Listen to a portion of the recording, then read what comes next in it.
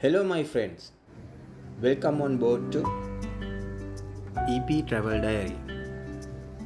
Today we are exploring London in the most classic way possible. On a bus. Sit back, relax, and let's discover the city together. As the bus rolls past the bustling streets, our friendly tour guide begins to share fascinating stories, from royal traditions to quirky local legends.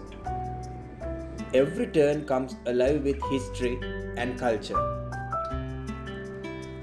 Listening to the guide, you realize this isn't just a sightseeing, it is storytelling on wheels. Without wasting time, now we would like to go to the guide's voice. And in advance, I would like to thank for joining me on this guided bus tour of London. Don't forget to like, share and subscribe for more travel adventures. Until next time, keep exploring.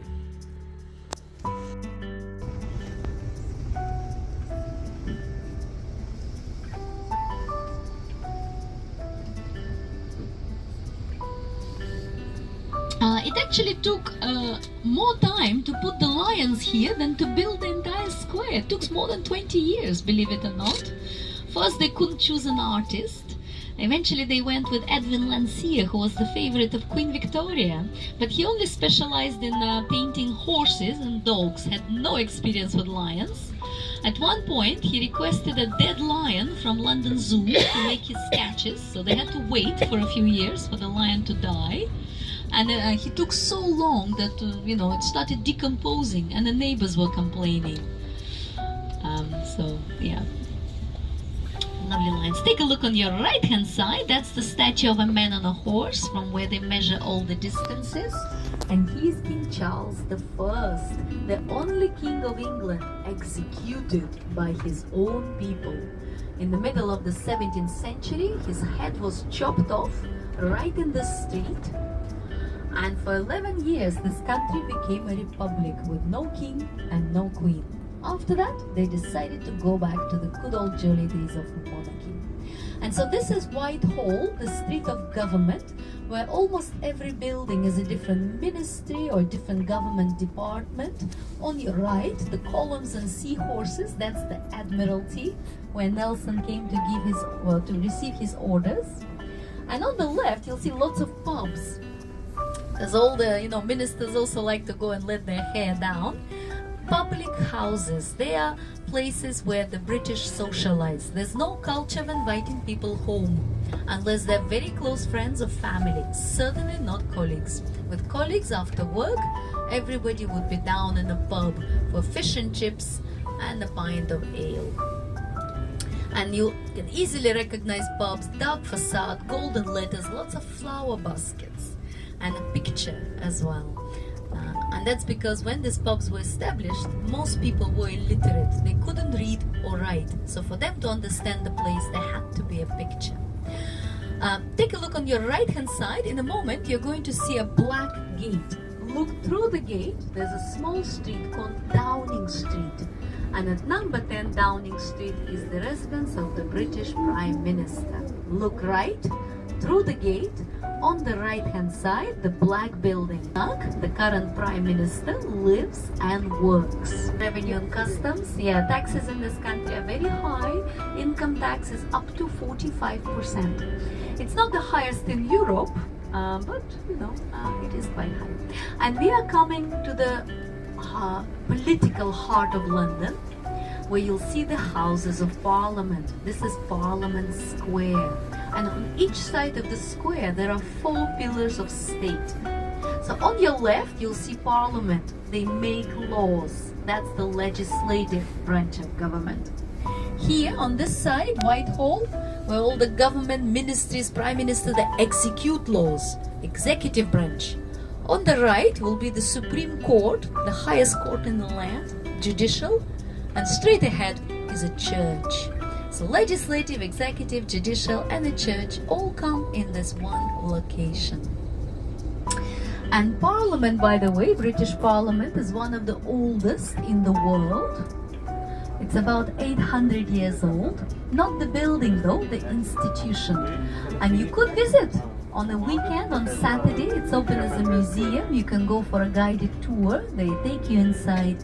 And also when the members of parliament are on holiday in the summer. Otherwise, you can also visit. You can watch democracy in action. On Wednesdays, I think, is the questions and answers with the prime. Parliamentary estate is all around us. The building itself is not as old as it looks. It's only about 150 years old. And on the other side, in the distance, you can see a square tower with a flag. It's called Victoria Tower. And here on the left, you'll see the famous clock tower, nicknamed Big Ben. Big Ben. So you're gonna start seeing Big Ben here on the left in a moment, at the next traffic light. I'll tell you a secret, you can't really see Big Ben.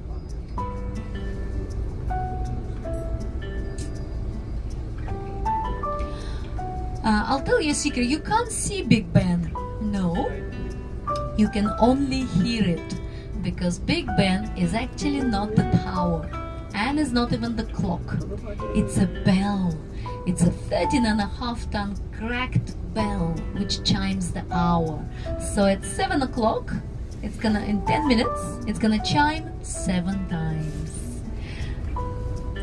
Everybody calls the whole tower Big Ben.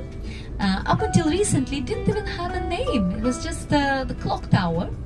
In 2012, when Queen Elizabeth II had her Diamond Jubilee, 60 years, they realized not much was named after her. So they feverishly started naming things. And it became known as Elizabeth Tower. But nobody calls it that. Everybody still calls it Big Ben. So when you take a picture and put it on your Instagram, make sure you mark it correctly. It's Elizabeth Tower.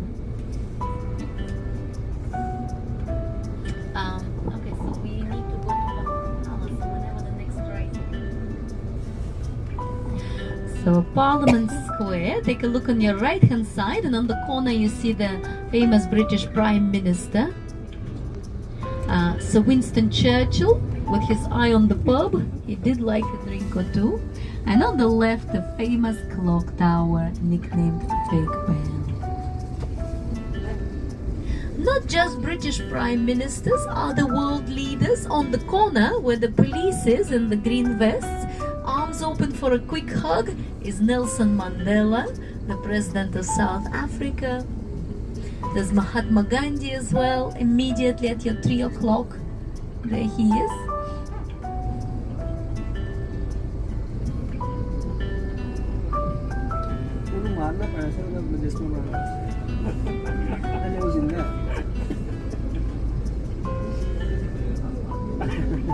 There's more police than protesters, but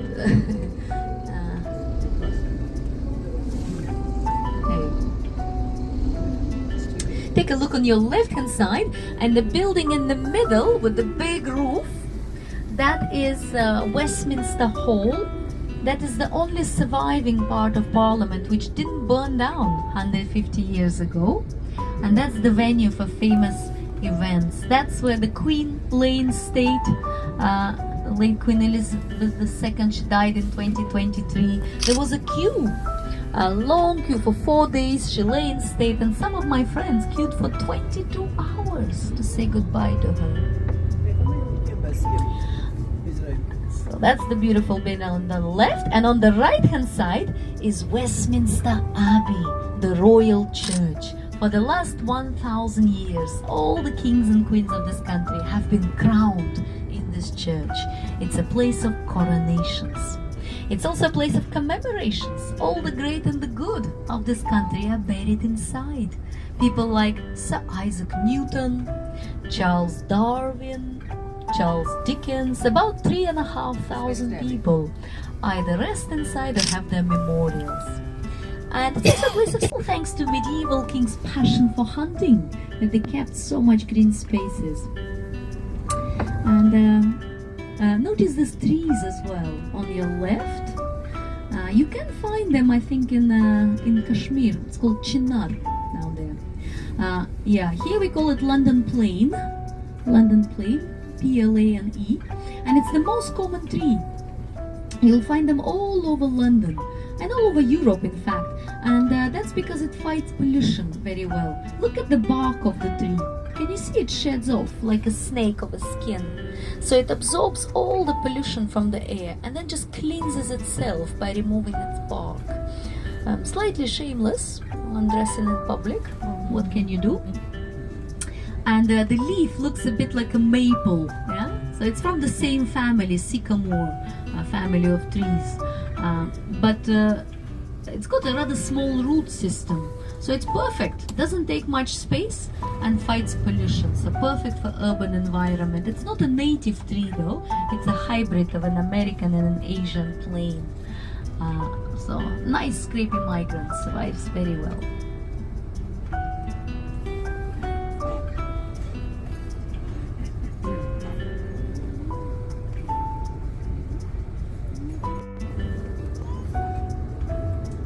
Take a look on the left hand side, and across the river you can see a red brick building.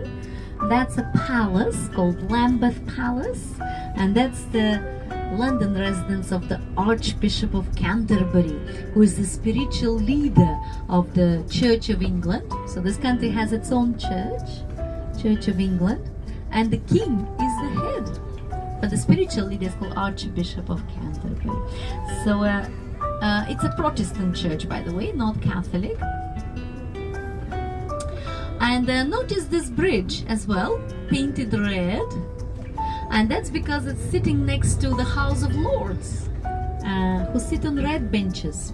On the other side, the House of Commons, they sit on green benches. And so the next bridge is actually colored green. Well, I like all these little things. And on your left-hand side, this white stone building is MI5. That's our security services. MI stands for military intelligence. There used to be up to 19 sections of military intelligence by the Second World War, all looking after different regions, you know.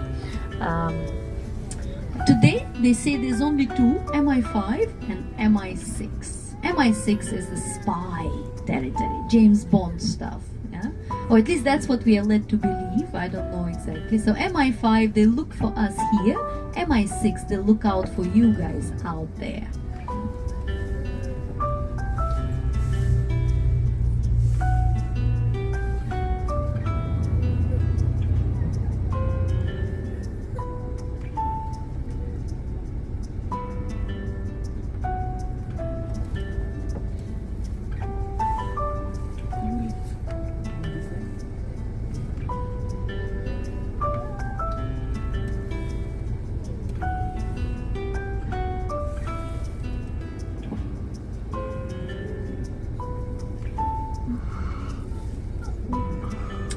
If you look to your left, you can see one of those lovely key squares. We call them key squares because you need a key to get in. Some of them are nowadays open to the public, so this one is actually open to everyone, but some of them are still private, so you still need a key. So lovely spaces for people who live around to walk their dogs, relax. Sometimes you can see there's a tennis court. This one's got beautiful tulip flowers. And that's how London was developed. You know, in the old days, they used to build around, and the people who live here, they don't have their own gardens. So traditionally, British people prefer to live in houses, not in apartments.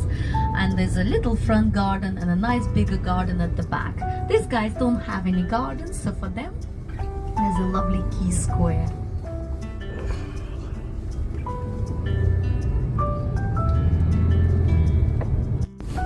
Now he still hasn't moved into Buckingham Palace. He only goes there for work whenever there's any jobs for him in London. You know, maybe meeting some dignitaries, some ambassadors, whatever it is. So he probably wouldn't be there because it's already evening time. He still lives down the road. I'll point out where he lives. But there's always a way to tell whether the king is inside Buckingham Palace or not. So I'll brief you here now so we can save some time. So when we go there, we'll get off, spend 5-10 minutes, take some pictures, and then go back to the coach. And there's a way to tell, as I say, if the king is inside. You have to look on top of the building, and you'll see there's a flag. The flag is always there. The question is what kind of flag it is. So if it's the British flag, the Union Jack, that's stripy red, white and blue, that means he's not there. If the king is inside, they fly the royal standard yellow flag with colorful lions and things like that. Okay? So we'll see if he's there. Some of the more residential parts of London, on your right hand side, you see these red brick buildings. They're actually a housing estate known as the Peabody Estate. In the 19th century, there used to be lots of philanthropists who gave money for social needs, and it's one of those housing estates, which is what we call social housing. So if you're a family in low income, a single mother, a refugee, something like that, you cannot afford market rents in London, then you can go to the local authorities, join the queue, and then depending on your circumstances, you might be given an apartment or a house to rent, which will be 3 times cheaper than the market rent. Yeah? And it's all very good, of course, but the demand is high and supply is low. So they don't really build enough of this affordable accommodation. So that's why these charitable trusts come in handy. But also people would, of course, might have to wait for a long time to get the rent. The average rent in London is almost reaching £2,000 a month, whilst the average salary is about £3,000 a month. So if you do your maths, you'll calculate that 60-70% of people's salary they spend on property, whether owning through mortgage or renting. And traditionally, British people prefer to own their houses, not to rent. My home is my castle. But in London, more people rent, statistically, and that's simply because it's too expensive to buy. London is an expensive city. The average property price in London today is about £650,000. When they say average, it's a slightly deceptive number. They take the most expensive and Chelsea and Knightsbridge and the cheapest in the outskirts, and in the middle there's a number called average, but it gives you an idea. And so that's why young people often share accommodation. There is no multi-generational living in this country. Once young people go to college, that's it. The bird leaves their parents' nest and they only come back to visit for Christmas. People don't live with several generations, grandkids, parents, grandparents. So, but young professionals often share accommodation. 2-3 people share in an apartment. Each person will have their own bedroom, but living room and kitchen would be shared. And the logic is, if you spend most of your day at work, after work you go to socialize, to meet your friends and colleagues in pubs and restaurants, and you go home just to sleep, then why would you splash out on the whole place when you can just rent one bedroom? So young professionals very often, well in their 30s, can do that until they start a family, then they move out into the suburbs, take a mortgage, and then commute to central London if they need to. Take a look on your left-hand side. This is another charitable organization called Grey Coat Hospital. It's not a hospital, actually, it's a school. Take a look on the left, a little boy and a girl wearing grey coats. Hospital is in the sense of hospitality. It started off as a charitable sort of school for abandoned, orphaned children. Today it's part of the Church of England school. Education in this country, 90% of children go to free schools, so state schools, and about 10% go to public schools. When they say public, it's a deceptive word because public actually means private, fee-paying schools, which should often set you back about £30,000 a year to send your child to a private school. So very, very expensive. Lots of them are boarding schools, but most kids go to state schools.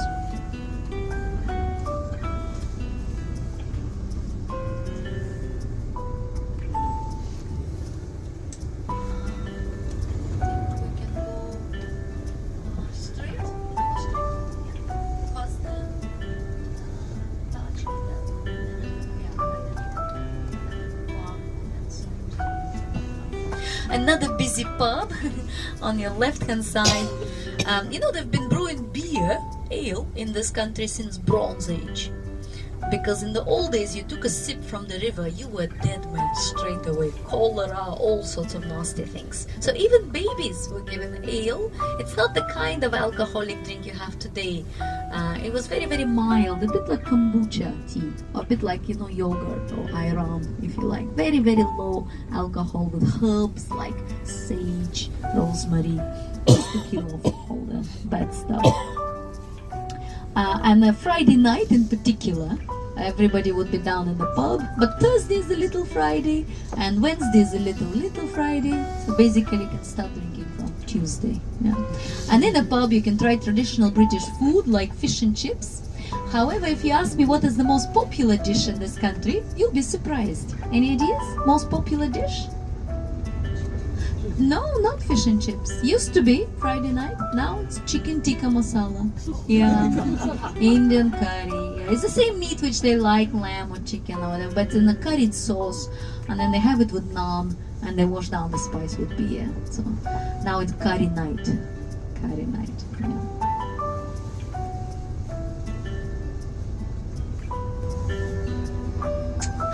Very nice.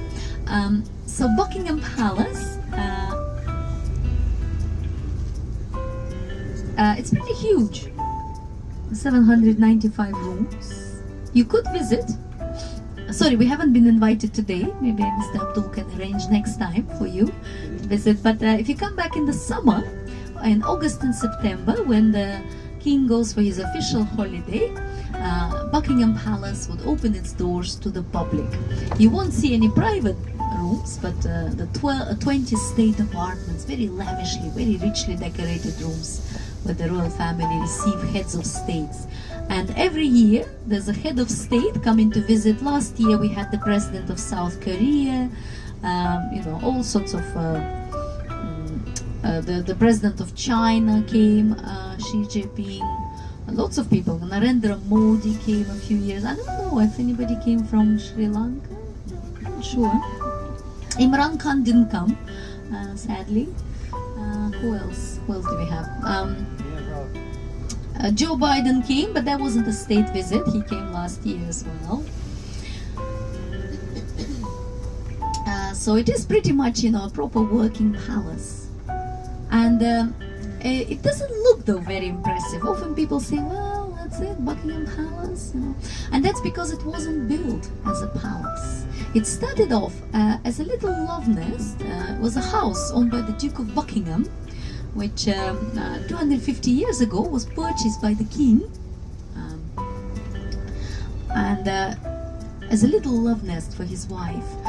His son, King George IV, decided to build it up, make it into a proper palace, but didn't live to enjoy it. It was only Queen Victoria who moved in, and with her husband, Prince Albert. On your right is the Albert pub, and they were the power couple. So she moved it in and she made it her royal residence. And since her time, every king and queen have been residing in Buckingham Palace. Queen Victoria, perhaps is most famous queen of this country. You'll get to see her statue in a moment. And that's because her reign was very long, 63 years. Only Queen Elizabeth overtook her, 70 years. Queen Victoria, most of the 19th century, her reign coincided with the Industrial Revolution and colonization. By her time, the British Empire became known as the empire above which the sun